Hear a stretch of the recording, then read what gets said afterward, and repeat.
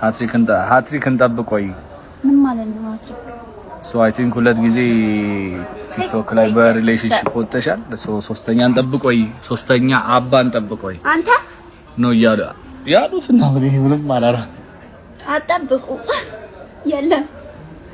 እሺ ዩ ቲንክ በዚህ ክሊር ለማድረግ ማለት ነው ሶሻል ሚዲያ ላይ መውጣቱ የተጋነነ ማለት ሶሻል ሚዲያ ላይ መውጣቱ ይመስልሻል እንደዚህ ወከባ እየፈጠረ ያለው? አይደል?